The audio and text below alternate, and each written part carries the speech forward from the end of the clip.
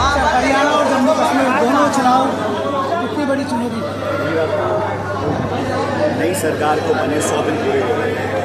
100 दिन में इनकी सरकार ऐसा कोई काम नहीं कर पाई। मुझे याद है चुनाव से पहले लगातार सभाएं में मीटिंग होती थी, कहते थे कि 100 दिन के अंदर हमारा एजेंडा होगा, अलग अलग मंत्रालय का हमने मापदंड तय किया है। लेकिन दुर्भाग्यवश 100 दिन में कुछ कर नहीं पाए और जो बिल पार्लियामेंट में लेकर आए, एक बिल लेकर आए लैटरल एंट्री का, उसमें आरक्षण की कोई प्रावधान की स्थिति नहीं थी, उस बिल को विड्रॉ किया। वक्फ बोर्ड का बिल लेकर आए, उसको विड्रॉ किया। तो सरकार घोषणा करती है तो यूटर्न लेना पड़ता है। अभी 2 दिन पहले इन्होंने एक 1 नेशन 1 इलेक्शन की बात करी है और कैबिनेट से पास कराया। उस दिन जहाँ जम्मू कश्मीर के पहले चरण का मतदान हो रहा था, लोगों का ध्यान भटकाने के लिए ये शगुफा छोड़ा है। और हर बार की तरह इस निर्णय को भी सरकार को यूटर्न लेना पड़ेगा, क्योंकि जो संख्या बल चाहिए पार्लियामेंट में, इतना बहुमत उनके पास है नहीं और किसी से सलाह नहीं, किसी दल से, किसी नेता से। इतना बड़ा देश है, अगर कल मध्यवर्ती चुनाव हो जाते हैं तो क्या पूरे राज्यों में दोबारा चुनाव होंगे? और अलग अलग स्टेट्स की अलग अलग परिस्थिति हैं, अलग अलग टाइमलाइंस हैं, अलग अलग समय है, मौसम, कैसे संभव है? और बिना चर्चा के आपने उसको पारित कर दिया, लेकिन ये कारगर होना लगभग असंभव है। और हम सब विपक्ष की पार्टी के लोग, अलायंस के लोग हैं, इसके विरोध में। तो ये तो सिर्फ ध्यान भटकाने के लिए घोषणा करी गई है। मुझे लगता नहीं कि बहुत ज़्यादा कामयाब होंगे। जहाँ तक चुनाव की बात है, वो 4 राज्यों के चुनाव होने थे, ये सिर्फ 2 ही राज्यों में चुनाव करवा पा रहे हैं। बाकी झारखंड और महाराष्ट्र के चुनाव इन्होंने पोस्टपोन किए। जब आप 4 राज्यों के विधानसभा चुनाव नहीं करा पा रहे हैं, राजस्थान में 7 उपचुनाव होने, आप वो नहीं करा पा रहे हैं, तो 1 नेशन 1 इलेक्शन की आप कैसे बात कर सकते हैं? सर, हरियाणा और जम्मू कश्मीर दोनों जगह भारतीय जनता पार्टी पिछड़ रही है और यही कारण है कि लगातार वो बौखलाहट में कांग्रेस पार्टी को राहुल गांधी को टारगेट करते हैं, बेबुनियाद बातें बोलते हैं, अपशब्द बोलते हैं, गालियाँ देते हैं, जान से मारने की धमकी दे रहे हैं।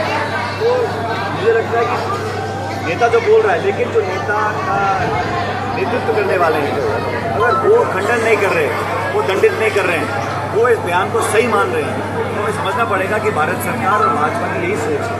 इसलिए इसका मुकाबला करेंगे, इसकी मैं निंदा करता हूँ। पूरे देश भर में आज आक्रोश लोगों को है कि वो व्यक्ति संवैधानिक पद पर बैठा है। राहुल गांधी जी इस देश के प्रतिपक्ष के नेता हैं, उस संवैधानिक पद पर बैठे व्यक्ति के खिलाफ आप जान से मारने की धमकी दें, उनकी जबान काटने के लिए 11 लाख का इनाम की घोषणा करें। इस प्रकार के लोगों को आप बर्दाश्त कर रहे हैं, मतलब आपकी मानसिकता इसी प्रकार की है। इसलिए केंद्र के मंत्री बन गए हैं, वो राहुल गांधी जी को आतंकवादी बता रहे हैं। इससे बड़ा दुर्भाग्य नहीं हो सकता कि केंद्र के मंत्री होकर इस प्रकार की बातें बोल रहे हैं। पूरे देश में, सिर्फ कांग्रेस में नहीं, पूरे देश में इस बयान का खंडन लोग कर रहे हैं और मुझे लगता है कि उनकी भर्सना की जाए उतनी कम है। लेकिन हम लोग हटने वाले नहीं हैं। रास्ते पर राहुल जी निकल चुके हैं जवाबदेही तय करने का, एक पक्ष को मजबूत करने का, विपक्ष की न्याय रखने का। उस रास्ते पर हम आगे चलेंगे, डरे हैं न डरने वाले। राहुल ने दोहराया कि मैं अपने बयान पढ़ी हूँ, लेकिन जिस तरह से वो राहुल गांधी जी ने जो बयान दिया है, जिसकी तुलना पन्नू से की गई है, पन्नू के बयान जिसकी तुलना राहुल जी के बयान की तुलना को उन्होंने क्यों बताया कि वो उस पर माफी मांगी। कांग्रेस में थे, पूरी तीनों पीढ़ी कांग्रेस में थी, नए नए वहाँ बीजेपी में गए हैं, अपनी दुकान जमाने के लिए इस प्रकार के बयान दे रहे हैं। और ना तो भारत सरकार और ना भाजपा के शीर्ष नेतृत्व इसका खंडन कर रहे हैं। इसका मतलब साफ साफ ये होना चाहिए कि इस प्रकार की भाषा का वो अनुमोदन करते हैं, उनको पसंद है कि भारत की राजनीति में ऐसे संवाद हो, गालियाँ दी जाएँ, जान जमाने की धमकी दी जाए, और कानून कार्रवाई करेंगे और पॉलिटिकली भी बीजेपी को चैलेंज करेंगे। मुझे लगता है कि इसका सबसे तगड़ा जवाब आएगा 8 अक्टूबर को, जब मतगणना होगी और पूर्ण बहुमत के साथ कांग्रेस ने जम्मू कश्मीर में सरकार FIR दर्ज हुई है। अभी ये FIR दर्ज हुई है, ये क्या राजनीति हो रही है? जिसको आप गाली दे रहे हो, जान जमाने की धमकी दे रहे हो, उसके खिलाफ आप FIR भी करा रहे हो। तो मुझे समझ नहीं आ रहा। आपकी सरकार में 10 महीने पहले आप यहाँ विकास के काम कराओ, जनता की बात को सुनो। और जो हिंदुस्तान की सरकार में हो रही है, जितने सत्ता के केंद्र बन चुके हैं, किसको मालूम नहीं है कि कौन मंत्री है, कौन नहीं है। सत्ता कुछ बोलती है, संगठन कुछ बोलता है, खराब हो चुका है। इतना नेतृत्व में खेल प्रदेश चल रहा है, बड़ा दुर्भाग्य है। सरकार को बने 10 महीने हुए नहीं हैं, अभी से ही पूरा कर चुका है। मुझे बड़ा दुख है कि जो वीडियो से सरकार करती है उम्मीद पूरी नहीं कर रही। क्या लग रहा है हरियाणा और बहुमत से सरकार? सर, डिम्पल मीणा हत्या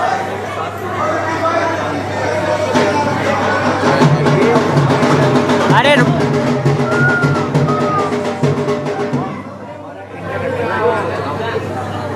जिन जिन राज्यों में हम विपक्ष की एकजुट हो सकते हैं हम काम करेंगे। लेकिन मैं इतना कहना चाहता हूँ कि कांग्रेस पार्टी अपने आप को सक्षम है सही चुनाव में जीतेंगे। लेकिन फिर भी जो दिल्ली का इंडिया अलायंस के लोगों में निर्णय होगा तो सबको कुछ स्वीकार करना होगा। लेकिन हम लोग अपना तमाम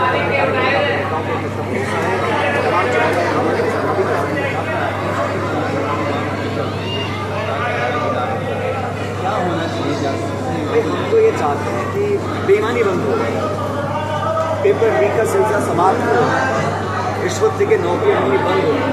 अब उसको आप संज्ञा क्या दो, रिफॉर्म दो, पुनर्गठन दो, बदलाव दो, भंग करो, कुछ करो। लेकिन ये सरकार की इच्छा शक्ति पर निर्भर करता है। आपकी इच्छा शक्ति है, आप लोग काम करा रहे हैं, आपको अजीब सेवा करने के बाद इसमें कौन रोक रहा है? नौकरियों की बिक्री हो रही है, लोग जेलों में जा रहे हैं, पैसे लेते हुए पकड़े जा रहे हैं, घूस ले रहे हैं, फिर भी आप कुछ नहीं कर रहे हैं। और मुझे लगता है कि नौजवानों के भविष्य से खिलवाड़ करने का अधिकार किसी को नहीं है, न सरकार को, ना संगठन को, ना पार्टी को, ना किसी नेता व्यक्ति को। ये जो ये बाकी बढ़ती हैं, जब नौजवानों का कॉन्फिडेंस है, जो विश्वास है, विश्वसनीयता है, वो खत्म हो जाएगी सिस्टम के ऊपर से, फिर हम क्या करेंगे? तो समय रहते इसको बदलाव करना पड़ेगा। इसमें संकोच क्या, हमें समझ नहीं आता। आप संविधान की कभी आड़ में, कभी कानून की आड़ में, कभी आपके कुछ याद करने में इससे उपाय पूछ रहे हैं। आप छोड़ दीजिए, हम करके बताएंगे आप कैसे। तो ये जो बहानेबाजी है, इसको बचाने का क्या? बार बार कहते हैं बड़ी मछली, बड़ा मगरमच्छ। अरे भाई, आप पहले इतना पेपर लिखो, अभी सदस्य की भर्ती को मामला चल रहा है, तो पता नहीं सरकार क्या करेगी। लेकिन लोगों का विश्वास होता है, वो बहुत बड़ा चिंता का विषय है। सर, डिम्पल मीणा हत्याकांड में सीबीआई की जांच मांगी। आज कई कांग्रेस से भी सोचा जांच होनी चाहिए, उनको सजा मिलनी चाहिए। हम सब लोग न्याय के साथ हैं और गलत को हर हालत में प्रियंका बिल्कुल सर